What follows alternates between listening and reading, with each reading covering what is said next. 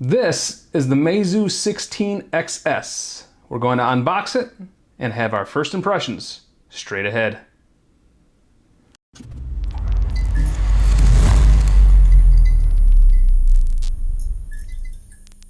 Welcome back, guys. It's Al from TECHAERIS.com, and we are going to unbox the Meizu 16Xs. But first, I'm going to go get some coffee. Alrighty, guys, we are back, and I have my coffee. So let's get to this unboxing of the Meizu 16Xs.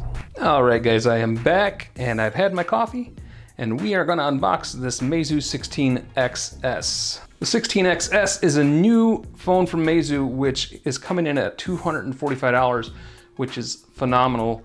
Considering they just announced and released the Meizu 16S, which I also have, and we're going to kind of compare those two side by side. They both have different processors, few different specs that are different, which makes the price tag a little bit lower on the 16XS.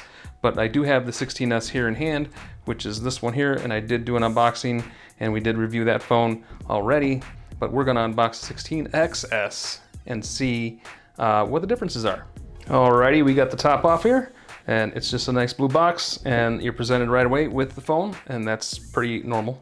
6.2-inch full screen display, full FHD plus, so it's better, a little bit better than HD.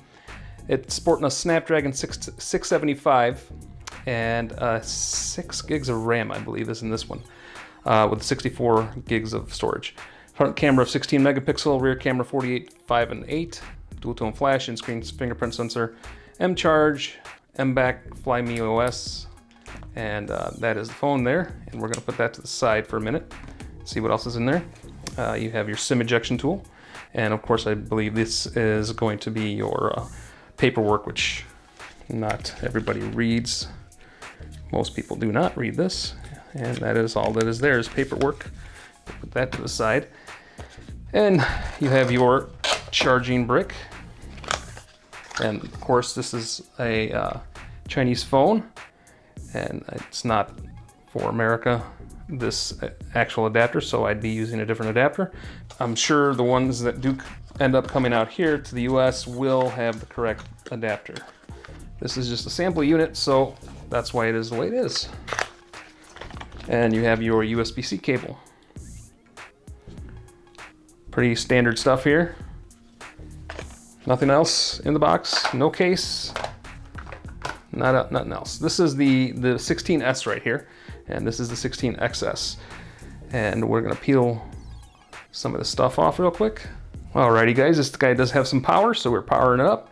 And as you can see, they're very similar, both the 16S and the 16XS. About the same footprint, same size screens. And what I really liked about this phone is it's full screen, very thin bezels, and it's the same here with the 16XS.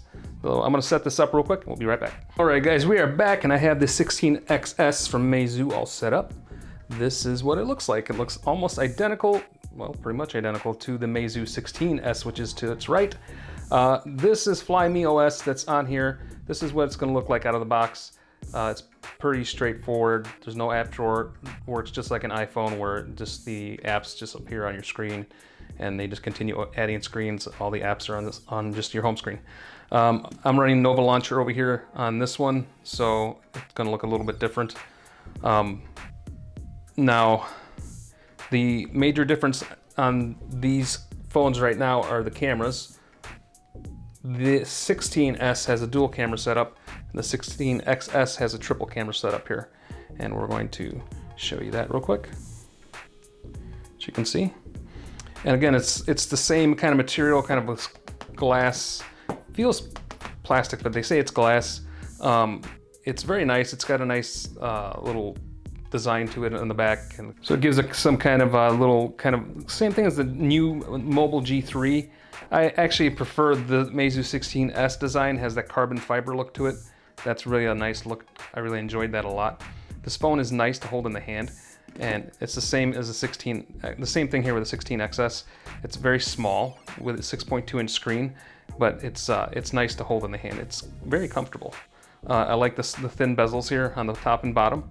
Then you have your front-facing camera right here.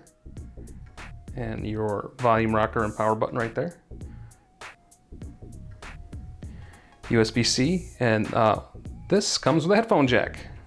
The 16S does not have a headphone jack.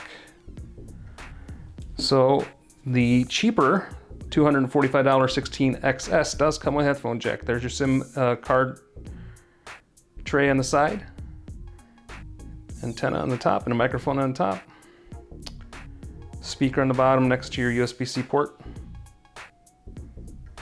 Now the 16XS has a 6.2 inch display, same as the 16S next to it. And it also comes with a 4,000 milliamp hour battery, 6 gigs of RAM, and I believe this is a 64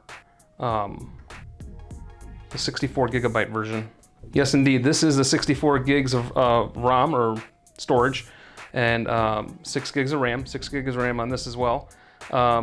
Really, they almost look, they're pretty identical. There's a slight difference maybe in the chin, but it's very negligible. And the top, I pretty much think this is the same chassis. Some of the differences are going to be internal. Internally, this thing is running a Qualcomm Snapdragon 675 with an Adreno 612 GPU. It is running Android 9 Pie, as is the 16S. The rear camera is a 48 megapixel, and there's a triple camera on there. One thing I am noticing right off the bat is this thing gets a lot dirtier quicker than the 16S. This seems to not hold fingerprints as much as the 16XS. It's probably the glass material on the back. They're probably using something very different. I'm not sure. Probably to save those costs since it is only a $245 phone. It has the same fingerprint sensor underneath the screen. It's pretty quick. I think it works pretty well. It's not the same fingerprint sensor as Samsung has on their S10, but it works really well. 16S also worked really well. One thing I am noticing right now is that this 16S is slightly heavier than the 16XS. It's not a whole lot, but you can feel the difference, definitely.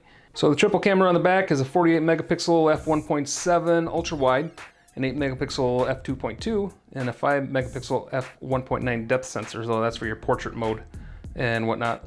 And then of course there's a flash on there.